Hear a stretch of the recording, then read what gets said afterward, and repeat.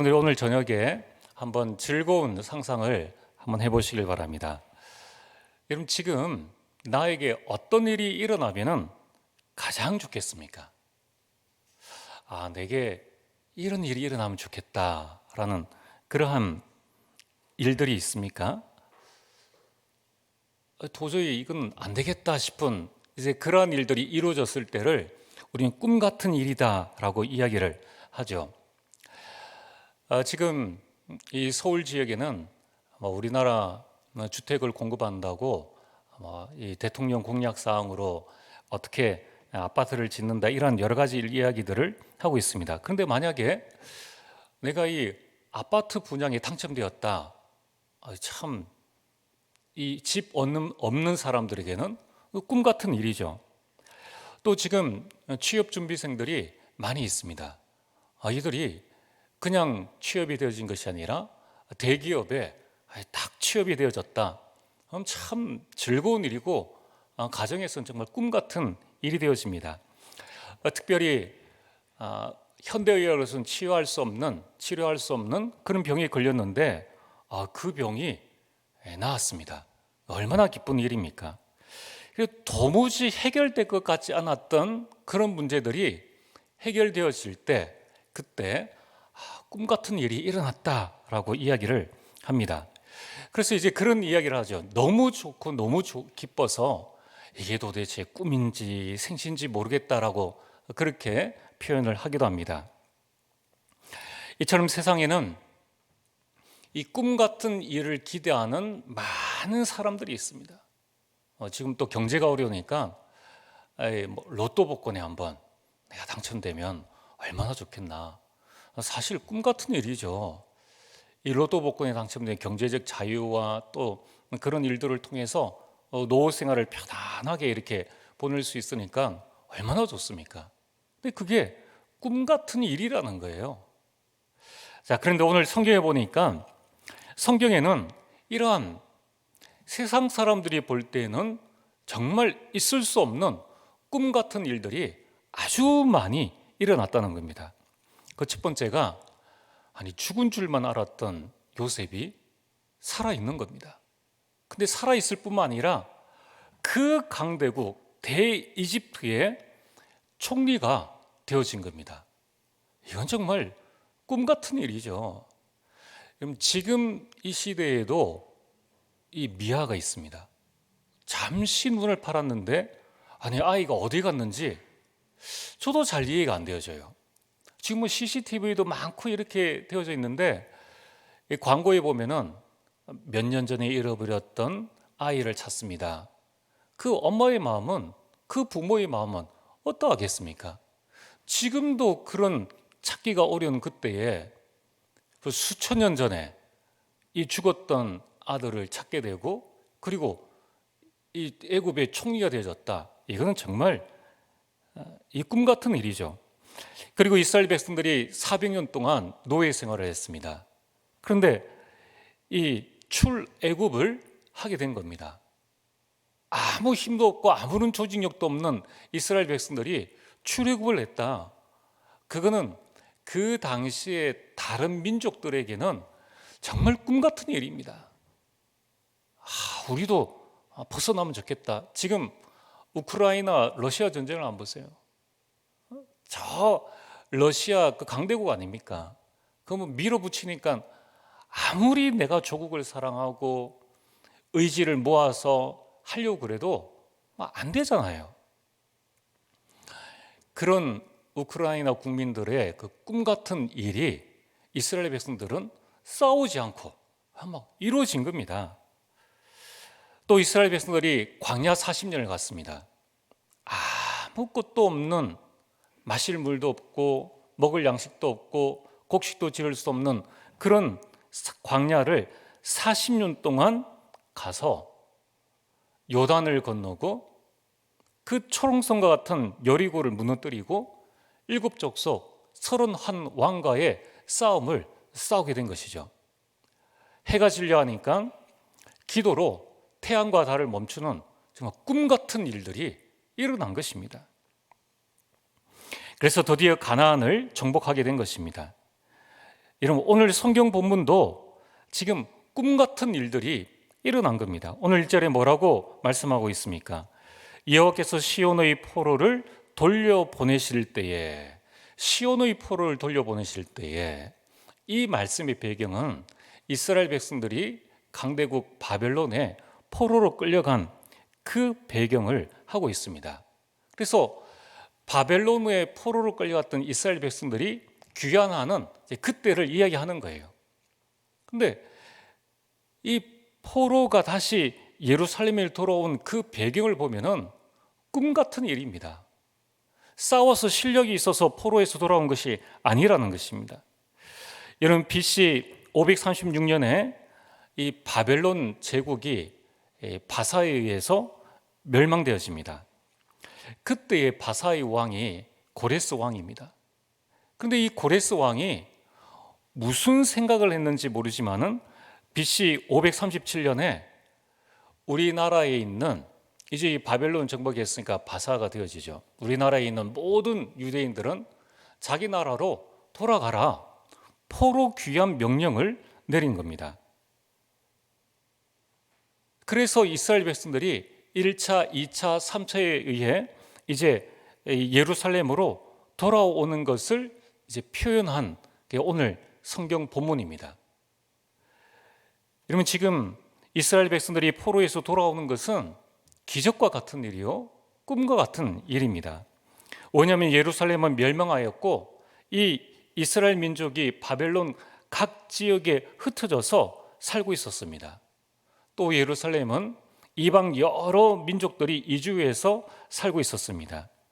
그때에 이스라엘의 예루살렘이 재건될 것이다, 이것을 예상한 사람은 아무도 없었습니다. 뭐냐면은 그 이유 첫 번째는 강대국 바벨론이 망할 것이라고는 아무도 생각을 못했습니다. 두 번째는 고레스가, 이 바사왕 고레스가 이 이스라엘 민족을 귀환시키려고는 생각도 못한 거예요. 얼마나 좋습니까? 이 바벨론에 와 있는 이스라엘 민족을 부려먹으면 되는데 굳이 그것을 귀환시킬 이유는 없는 것입니다. 그런데 이 불신자가 이스라엘 백성들을 귀환하라, 이렇게 이야기를 한 것입니다. 이스라엘 백성들은 아무도 꿈꾸지 못하고 아무도 생각지 못한 그 일들이 일어난 거예요. 여러분, 우리는 오늘 이 본문에서 중요한 몇 가지를 마음에 담아야 합니다. 그럼 어쩌면 우리도 세계복음을 할 수 있는가? 이스라엘 백성들이 다시 포로에서 돌아올 것이다 라고 이 말한 예레미야를 보고 이스라엘 민족들은 저거는 정신이 돌았다, 허황된 꿈을 꾸고 있다라고 이야기를 했습니다. 그러나 하나님의 말씀대로, 하나님께서 예레미야에게 주신 그 꿈대로 말씀은 성취되어진 것입니다. 그렇다면은 오늘 우리는 이 예레미야와 오늘 시편 126편을 바라보면서 우리 자신을 한번 살펴봐야 합니다. 우리가 지금 세계복음화, 237 나라 복음화, 한 번도 본 적 없는 5천 종족 복음화, 이 말씀을 우리는 지금 받고 있습니다. 우리 마음속에 그런 생각을 할 수 있습니다. 너무 허황된 생각이지 않느냐. 아니, 우리가 어떻게 237 나라를 복음화할 수 있는가? 또 짝믿음의 가정에서 나오는 우리 성도님들이나 또 짝 가정, 가문을 복음화해야 되는 그분들에게 있어서 과연 가정 복음화가 될 것인가? 우리 가정이 복음의 명문 가문이 될 것인가? 그게 가능한가? 우리 렘넌트들이, 우리가 렘넌트 운동을 하고 있는데 지금 우리 렘넌트를 보니까 영 시원찮은데, 아니 얘들을 통해서 세계복음화 할 수 있을까? 여러분, 이러한 많은 의문들을 가지게 됩니다. 또 우리 교회가 지금 이 삼천제자 300지교회라는 이 말씀을 붙잡고 벌써 이 다락방 말씀 운동 속에 30년을 걸어왔는데 과연 우리 자신들을 볼 때에 삼천제자 삼백지교가 가능한가? 이러한 생각을 할 수가 있는 것입니다. 자, 그래서 오늘 서론에서 여러분들이 반드시 붙잡아야 될 내용이 있습니다. 말씀이 언약이 될 때 꿈 같은 일들이 일어난다는 것입니다. 여러분, 우리는 허황된 꿈을 붙잡는 것이 아닙니다. 우리는 나의 꿈을 붙잡는 것이 아닙니다. 하나님께서 나에게 주신 그 말씀이 나에게 언약이 될 때에, 그때에 그 언약으로 말미암아 내가 꿈을 꾸게 되고 그 꿈 같은 일들이 우리에게 일어나는 것입니다. 그래서 오늘 본론입니다. 여러분, 우리가 지금 생각하고 있는, 또 기도하고 있는, 또 듣고 있는 모든 말씀, 이 말씀은 완료형이 아니라 현재 진행형이라는 거예요. 하나님께서 우리에게 주신 그 언약 안에서 꾸는 그 꿈은 현재도 진행되고 있다는 것입니다. 그 첫 번째로 그 꿈 같은 일이 나에게, 여러분 개인에게 일어난 것입니다. 여러분, 창세기 3장 1절에서 6절에 우리는 나도 모르는 사이에 창세기 3장 문제, 죄를 짓고 이 하나님을 떠나서 이 사단에게 완전히 붙잡혀 있는 근본 문제에 빠져 있었습니다. 그런데 이때에 나와는 관계없이 하나님께서 창세기 3장 15절에 여자의 후손을 통해서 구원의 길을 열어주셨습니다. 이건 꿈 같은 일이죠. 잘못은 내가 있는데 하나님께서 구원의 길을 열어주신 것입니다. 우리의 힘과 우리의 노력으로는 도무지 이 문제를 해결할 수 없는 그러한 문제인데 하나님께서 구원의 길을 주신 것입니다. 그리고 요한복음 3장 16절에 이제 그 그리스도께서 메시아가 이 땅에 오셨습니다. 하나님께서 독생자를 보내주신 것입니다. 그래서 이를 믿는 자는 멸망치 않고 영생을 얻게 하려 하심이니라. 요한복음 5장 24절에 믿는 자는 심판에 이르지 않고 사망에서 생명으로 옮겼느니라. 요한복음 19장 30절에 그리스도께서 십자가에 못 박혀 죽으시는 그러한 일들이 일어난 것입니다. 그러면서 하시는 말씀이 다 이루었다라고 말씀하셨습니다. 정말 꿈 같은 일이지 않습니까? 내가 해결할 수 없는 그 문제를 하나님께서 직접 오셔서 내가 십자가에 죽어야 되는데 그리스도께서 십자가에 죽으심으로 말미암아 우리 인생 문제를 하나도 남기지 아니하시고 완전하게, 깨끗하게, 영원히 해결하신 것입니다. 우리는 뭐만 하면 됩니까? 요한복음 1장 12절에 그 이름을 믿고 영접하면 되는 것입니다. 그때요 하나님, 우리는 하나님의 자녀가 되어지는 겁니다. 그런데 이 하나님의 자녀가 되어지는 것도 내 힘으로 하는 것이 아니라 에베소서 2장 8절에 너희가 그 은혜를 인하여, 하나님의 은혜가 내게 임하여서 내가 하나님의 자녀가 되어지는 큰 축복을 누리게 된 것입니다. 로마서 5장 8절에 우리가 아직 죄인 되었을 때에 그리스도께서 우리를 위하여서 죽으셨다는 거예요. 이게 정말 놀라운 일이지 않습니까? 이것이 바로 정말 나에게 일어난 꿈 같은 일입니다. 여러분, 우리는 다른 기적이 필요한 것이 아닙니다. 이미 나에게 꿈 같은 놀라운 일들이 일어났다는 것입니다. 내가 하나님을 알아서 하나님을 믿은 것이 아니라 전능하신 하나님이 죄인 된 우리를 찾아오신 것입니다. 여러분, 지금 이 미국의 바이든 대통령이 우리나라를 찾아왔습니다. 그러니까 온 나라가 들썩거리죠. 그리고 이제 삼성을 방문한다 하니까 이제 오늘 오후에 방문했죠. 그러니까 모든 이 행사나 또는 작업 이 부분들을 중지하고 이제 대통령을 맞을 준비를 딱 하는 겁니다. 세계 최강대국인 그 강대국 대통령이 온다고 하니까 그 한 나라의 대통령이 가서 모시고 다니고 또 우리나라의 최고의 재벌이 모시고 다니는 그런 일들이 일어난 겁니다. 근데 나는 대통령도 아니고 우리는 재벌도 아니고 우리는 많이 배운 것도 아니고 우리는 뭔가 대단한 일을 이룬 것도 아닌데 하나님께서 우리를 찾아오신 것입니다. 내가 잘해서 구원받는 것이 아니라 하나님께서 구원받을 은혜를 우리에게 주신 것입니다. 그래서 우리는 구원의 은혜로 말미암아 운명과 팔자에서 완전히 벗어났습니다. 죽음의 두려움에서 해방되어졌고 지옥 권세에서 완전히 해방되어진 것입니다. 그리고 우리의 영적 문제가 완전히 해결되어진 것입니다.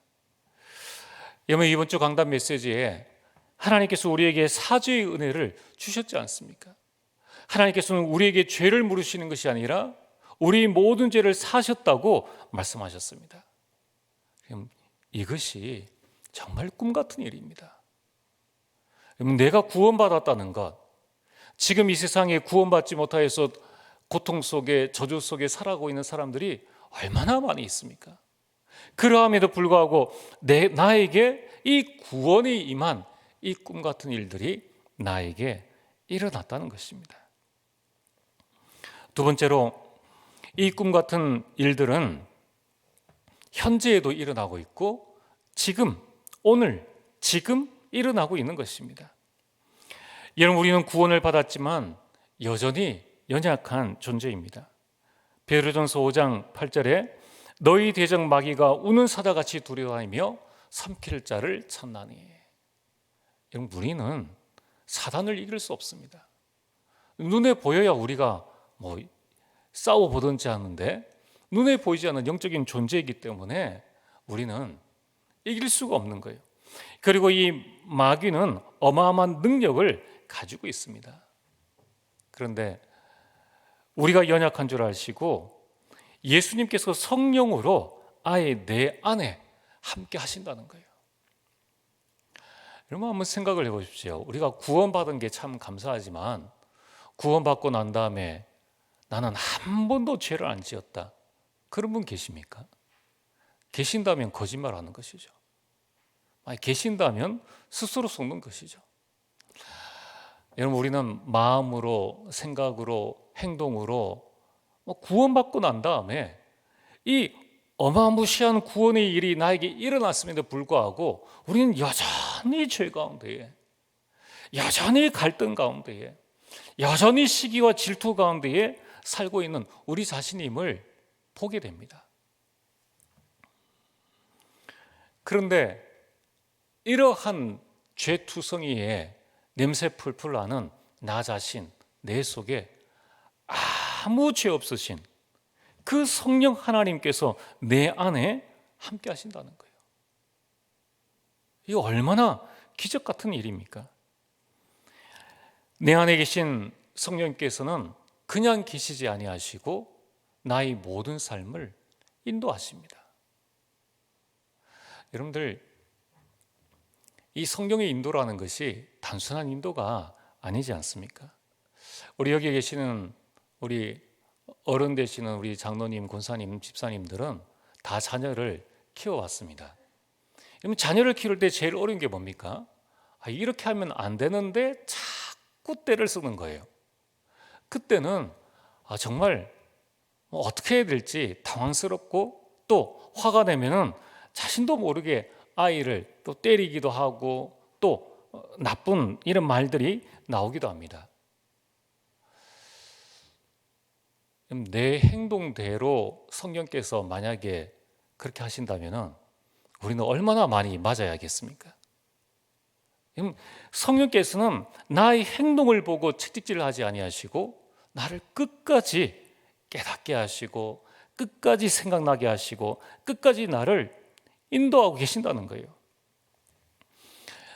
내가 세상 속에 속고 있을 때에, 내가 세상을 따라가는 그때에도 하나님은 나를 떠나지 아니하시고 내 안에 계신 성령께서는 여전히 함께 하시는 거예요. 그래서 그 뭐 우리 교회나 우리 교단에는 뭐 없겠지만은 일반 교단에는 이러한 구원에 대한 확신을 가지지 못한 분들이 이제 점을 치러 가지 않습니까? 점 치러 가는데 본인은 자신이 없어서 점 치러 가는데 뭐 점쟁이가 당신 안에 예수가 있는데 왜 점 치러 오느냐라고 이야기를 합니다. 이처럼 우리가 엄한 짓을 계속함에도 불구하고 하나님께서는, 내 안에 계신 성령께서는 불신자를 통해서라도 우리를 깨닫게 하시고 인도해 주신다는 겁니다. 그리고 우리 모든 기도에 응답해 주신다는 겁니다. 요셉이 가는 길에 창세기 39장 1절에서 6절에 여호와께서 함께 하셨습니다. 이처럼 여러분이 가는 길에 성령께서 역사하십니다. 여전히 부족하고 보잘것없는 우리들인데 우리가 가는 길에 성령께서 역사하시고 우리가 있는 곳에 사단의 권세가 박살나게 되어 있습니다. 그리고 지옥 권세가 무너지고 천사가 동원되어지는 겁니다. 요셉을 한번 보십시오. 요셉이 가정 총무가 되어지자 그때 하나님은 보디발의 집에 축복을 주십니다. 여러분들 때문에 여러분 가정, 직장이 살아나는 겁니다. 드디어 요셉이 애굽의 총리가 되어졌습니다. 이때 하나님께서는 애굽의 재앙을 막아주셨습니다. 그리고 이 요셉을 통하여서 가문이 살아나는 어마어마한 축복을 주신 것입니다.